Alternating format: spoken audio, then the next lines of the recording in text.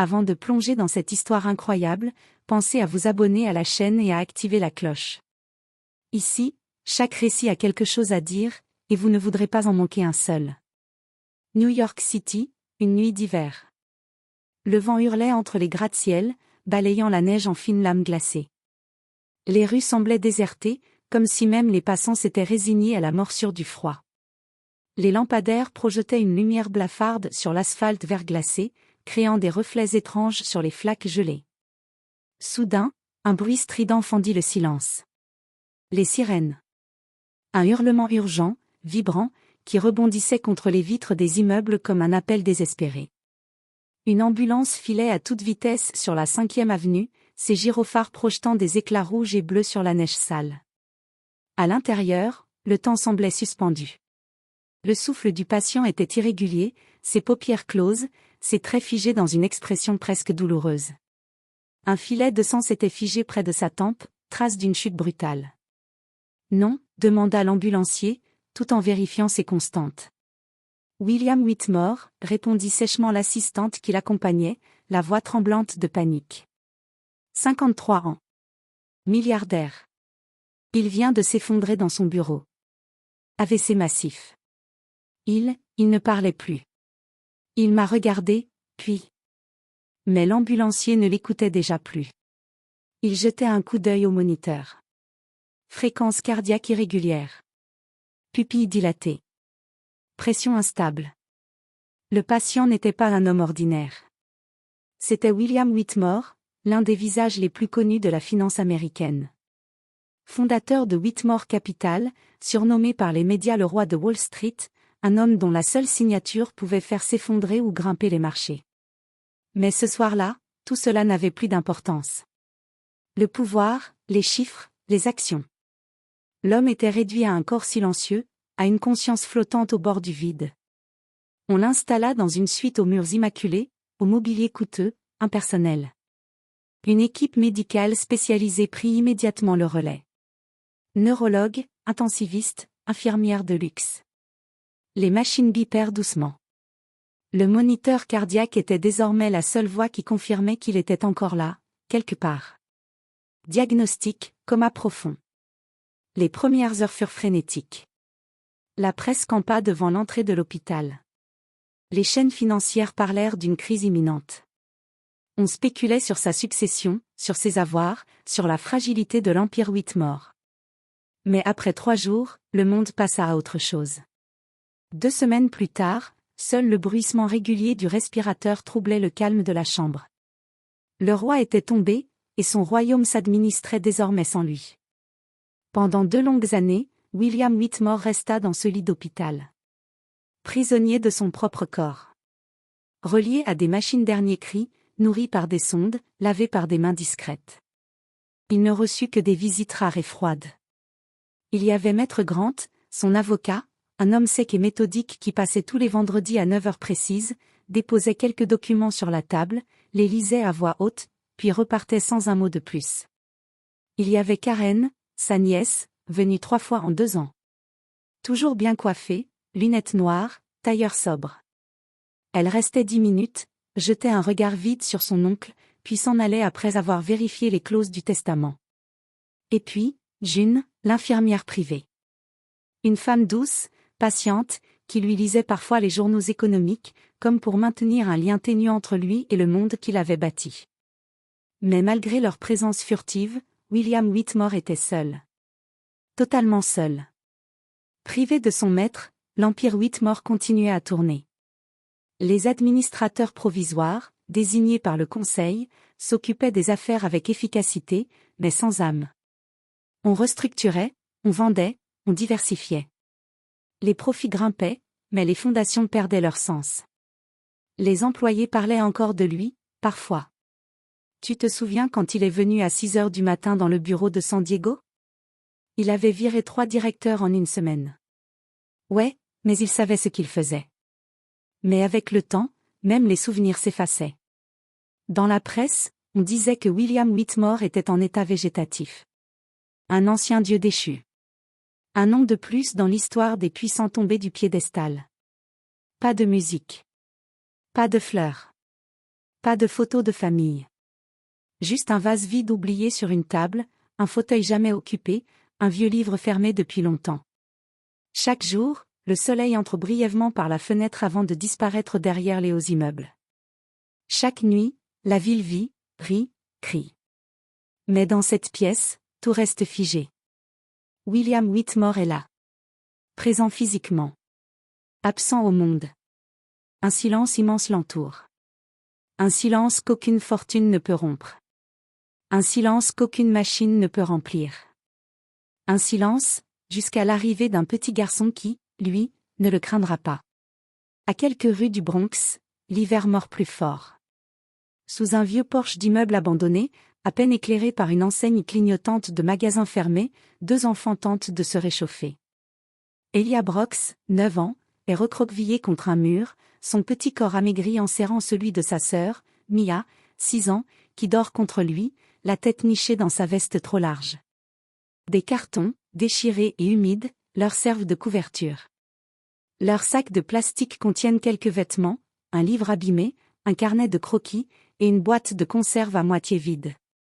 Le vent siffle. Une odeur âcre de déchets flotte dans l'air. Elia ne dort pas. Il veille. Comme toutes les nuits depuis la mort de leur mère, il veille contre le froid, contre les rats, contre les hommes au regard mauvais, contre les cauchemars. Il regarde Mia et murmure. « T'inquiète pas, Mia. Je suis là. » Il se souvient de leur mère. Ses yeux brillants avant qu'ils ne deviennent vides. Sa voix douce, ses bras chauds, les chansons qu'elle lui chantait. Puis, un jour, elle s'est effondrée. Une seringue à la main. Un gémissement. Plus rien. Il avait appelé au secours, hurlé dans la nuit. Mais personne n'était venu. Depuis, Elia est devenue adulte à 9 ans. Le matin, Elia parcourt les rues, Mia accrochée à sa main. Il trace des visages au fusain sur des bouts de papier trouvés ici et là. Des visages expressifs, profonds, intimes. Des policiers les ignorent. Des passants les évitent. Mais parfois, quelqu'un s'arrête. Lui tend un billet. Un regard. Un mot. Il vend un portrait ou deux, assez pour acheter un beignet et une petite soupe. Mais le soir, tout redevient froid. Hostile. Et parfois, la peur prend le dessus. Il faisait déjà nuit. Elia cherchait un nouvel abri. Un groupe de jeunes, plus âgés, les avait repérés. Ils étaient armés de chaînes, de rires cruels et d'yeux affamés. Et le môme. File ton sac. Elia a couru. Fort. Tirant Mia avec lui. Ils ont tourné à l'angle d'une ruelle, franchi une grille entr'ouverte, débouché sur une avenue inconnue. Au bout de cette rue, un bâtiment lumineux, imposant, le Mount Sinai Hospital. Il dit à Mia de rester cachée derrière une benne. Il va chercher de l'aide, ou au moins un abri. Il pousse une porte discrète, celle des urgences. Le cœur battant. Il entre. Personne ne crie. Il avance. Des couloirs blancs. Des ascenseurs. Des bruits feutrés. Un parfum de désinfectant. Il appuie sur un bouton sans réfléchir. 4e étage. Elia se faufile. Il marche lentement, les yeux écarquillés. Ici, tout brille. Des murs beiges, des tableaux modernes. Des chambres calmes, fermées. Mais l'une d'elles. La porte est entr'ouverte. Il entre. La lumière est tamisée. Une machine bip doucement. Un fauteuil vide. Des rideaux tirés. Sur le lit, un homme immobile. Respirateur, perfusion, draps impeccables. Il semble, loin. Sur la table de chevet, un cadre. Un visage. Elia s'en approche. Je le connais, lui, murmure-t-il. C'est l'homme des journaux, celui dont les affiches annonçaient la chute il y a 2 ans. William Whitmore. Il fixe son visage. Il est pâle. Lisse. Endormi comme une statue. Mais pas effrayant. Pas froid. Elia s'assied doucement sur le fauteuil. Il regarde autour. T'as pas l'air méchant, toi. On t'a laissé tomber, hein? Il attend une réponse qui ne viendra pas. Mais dans cette pièce, il sent quelque chose. Une tristesse familière. Une solitude qu'il reconnaît. Il sort son carnet. Celui qu'il garde comme un trésor. Usé, tacheté, rempli de visages, sa mère, Mia, des inconnus du métro, des fantômes de souvenirs. Il prend son crayon. Ses mains sont sales, ses ongles rongés, mais le trait est ferme. Il commence à dessiner. Les contours du visage. Les rides au front. Le creux des yeux fermés. Les lèvres figées dans l'absence. Il dessine l'homme sans vie. Mais le rend vivant sur la page. Et il parle, doucement, comme on parle à un ami qu'on vient de rencontrer. Je m'appelle Elia. J'ai 9 ans. J'aime dessiner. Ma petite sœur s'appelle Mia. On a froid. Mais je crois que toi aussi, t'as froid, ici, tout seul. Il baisse les yeux sur son dessin. Tu veux que je revienne demain? Je te montrerai les autres. Si ça te dérange pas. Il reste encore un moment, puis repart dans le couloir sans bruit. Cette nuit-là, William Whitmore rêve pour la première fois depuis 2 ans. Il rêve d'un petit garçon, et d'un crayon qui griffe doucement le papier. Le lendemain, Elia revient. Les poches vides, le ventre creux, mais le cœur décidé. Il passe par la même buanderie, grimpe les escaliers de service, et longe les couloirs feutrés du 4e étage, invisible parmi les ombres. Il entre comme un fantôme familier dans la chambre 409. William Whitmore est toujours là, immobile, figé dans son silence. Mais Elia, lui, n'a pas peur du silence. Il s'assoit dans le fauteuil près du lit, ouvre son carnet, et commence à parler. Tu sais quoi? Il y a un gars qui m'a filé un sandwich aujourd'hui. Je crois que c'était au thon. Je préfère quand même au beurre de cacahuète, mais bon, on choisit pas trop. Il parle de Mia, de ses peurs la nuit, de ses rêves de devenir vétérinaire. Il parle de la pluie qui coule comme une symphonie triste sur les trottoirs. De ses dessins. Des gens bizarres dans le métro. D'un chien errant qu'il a baptisé « Président ». Il rit parfois, tout seul. Puis se tait. Et William reste muet. Mais Elia sent une présence. Il sent que ses mots ne tombent pas dans le vide. Qu'il s'accroche à quelque chose, là-dedans. Moi aussi, j'ai l'impression d'être invisible, tu sais. Les gens me regardent pas. Comme si j'existais pas. Mais toi, t'écoutes, hein? Même si tu peux pas répondre. Il sort un vieux livre qu'il a trouvé dans une boîte à livres de quartier, Le Petit Prince. Il lit à voix haute, avec un accent hésitant mais sincère. Puis, il s'interrompt et récite un poème qu'un vieil homme lui a enseigné dans le métro. Enfin, il sort ses crayons, pose son carnet sur ses genoux, et dessine à nouveau le visage de l'homme endormi. Mais cette fois, il y ajoute quelque chose de différent, un sourire subtil, presque invisible, qu'il imagine comme un espoir. Et il revient. Le surlendemain. Et encore. Chaque jour, Elia franchit les portes de l'hôpital avec la même audace tranquille. Les mêmes gestes. Les mêmes mots tendres. Et puis un soir, tandis qu'il racontait à William une blague apprise auprès d'un vieux poissonnier de Harlem, quelque chose se passe. Elia s'interrompt. Ses yeux s'écarquillent. Une larme. Fine, discrète. Mais bien là. Elle glisse lentement sur la joue de William, comme si quelque chose, au fond, avait entendu. Ressenti. Réagi. Elia reste figé. Puis, il murmure, comme s'il craignait de rompre un charme fragile. T'as pleuré? Tu m'as entendu? T'es là? À ce moment précis, l'infirmière Rosa entre, apportant un plateau de médicaments. Elle s'arrête net. Mon Dieu! Il a réagi? Elle s'approche.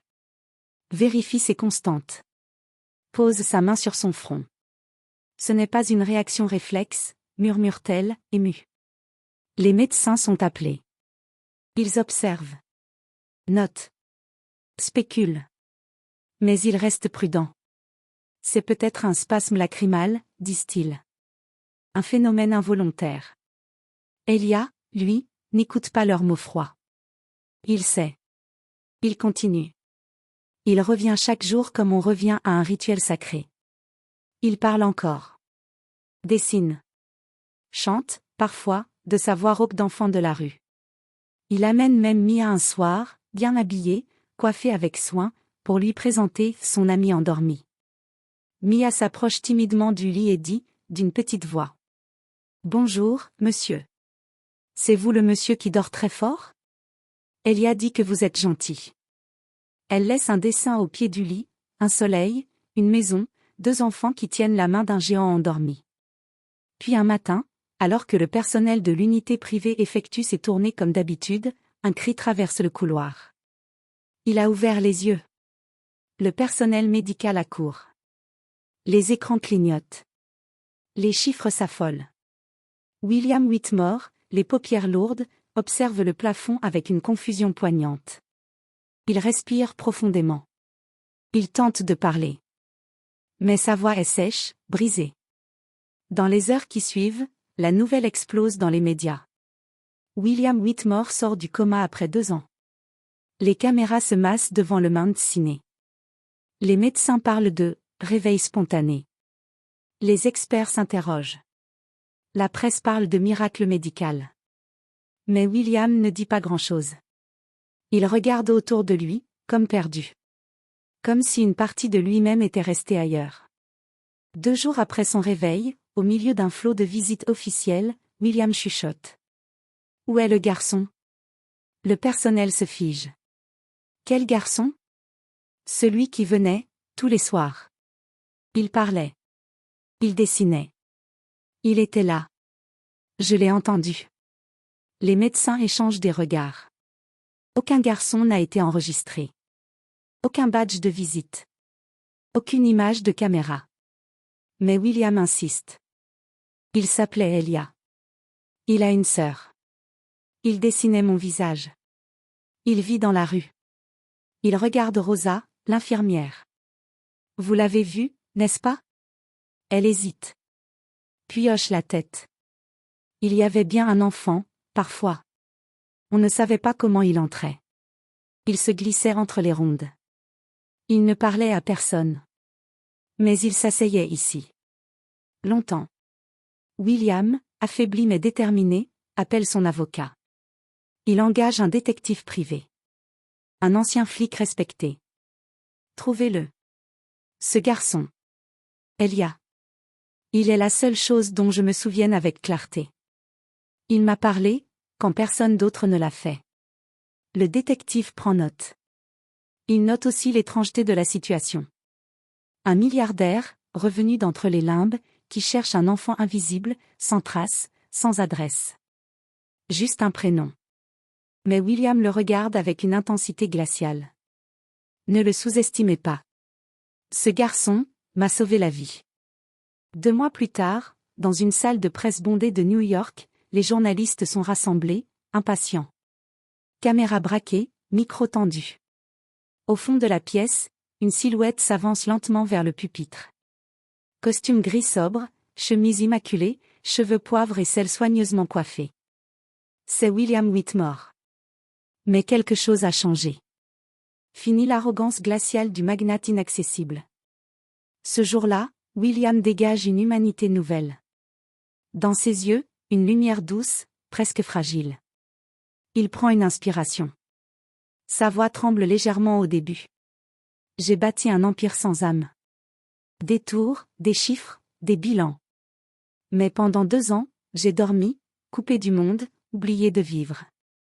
Et pourtant, quelqu'un m'a réveillé. Un enfant sans maison. Un artiste. Un ange, peut-être. Les journalistes restent figés. On n'entend plus un seul clavier. Les flashs hésitent. William pose ses mains à plat sur le pupitre. Il regarde la foule droit dans les yeux. À partir d'aujourd'hui, la Fondation Whitmore change de cap, ce n'est plus un instrument de défiscalisation ou de prestige. C'est un outil de réparation. Un phare pour ceux qu'on oublie. Il marque une pause. Puis sa voix s'affermit. Nous lançons un vaste projet, des résidences sécurisées, des écoles d'art gratuites, un accompagnement psychologique et éducatif pour les enfants des rues. Une vraie chance. Une vraie famille. Nous commençons par Elia Brox. Et sa petite sœur, Mia. Un murmure traverse la salle. Des journalistes se regardent, étonnés. Certains essuient discrètement une larme. William baisse la tête un instant, puis descend de l'estrade. Quelques jours plus tard, dans un foyer temporaire à Brooklyn, William franchit une porte au mur terni, le cœur battant. On lui indique une petite chambre au fond du couloir. Sur un lit métallique, Elia est assis, le regard perdu vers la fenêtre. Ses traits sont tirés. Ses doigts tremblent légèrement. Il n'a plus son carnet. Il l'a perdu en fuyant, ou peut-être l'a-t-il laissé exprès, comme on enterre un rêve. Quand William entre, Elia se lève d'un bond, surpris, puis baisse les yeux. Il s'attend à un discours, à des mots qu'il ne comprendra pas. Mais William s'accroupit devant lui. À hauteur d'enfant. À hauteur de vérité. Tu m'as ramené à la vie, Elia. Pendant 2 ans, j'étais enfermé dans un monde sans couleur. Et toi, tu m'as tendu la main. Il sort une petite boîte de sa veste. À l'intérieur, un nouveau carnet, relié en cuir souple, avec les initiales B gravées en lettres dorées. Maintenant, c'est à moi de t'offrir la tienne. Elia lève les yeux. Pour la première fois, il ose soutenir le regard de l'homme. Dans ses pupilles, un mélange de méfiance, de surprise, puis une étincelle. Et Mia, murmure-t-il.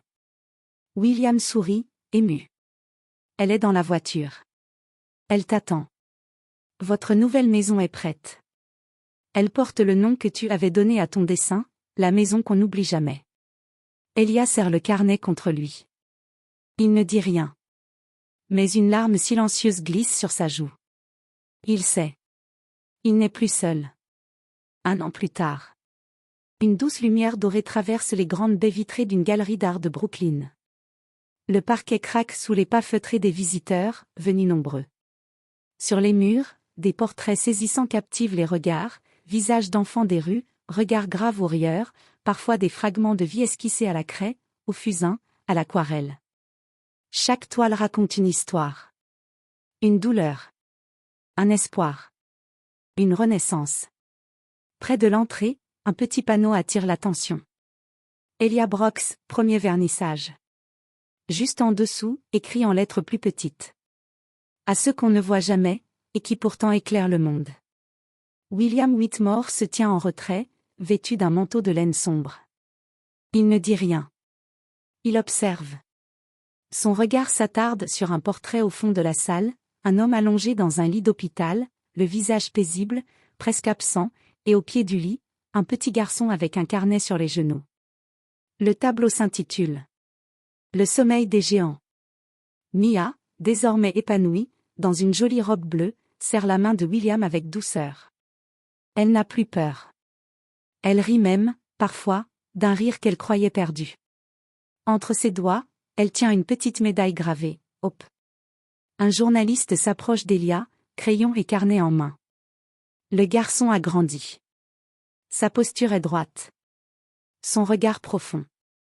Il porte une veste noire, simple, tachée de peinture sur la manche gauche. Dis-moi, Elia. Cet homme à côté de toi. C'est ton mécène? Ton père adoptif? Ton tuteur légal? Elia tourne les yeux vers William, puis vers le journaliste. Il sourit, sans hésiter. Non. C'est mon premier ami. Celui que j'ai réveillé, en parlant tout seul. Un silence s'installe. Mais il est beau, ce silence. Il contient plus de vérité que 1000 phrases. Un peu plus loin, dans les couloirs de l'hôpital Mount Sinai, les rumeurs persistent.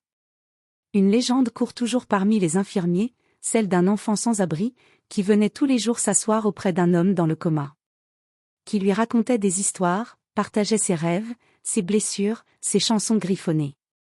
Qui l'appelait par son prénom, même s'il ne répondait pas.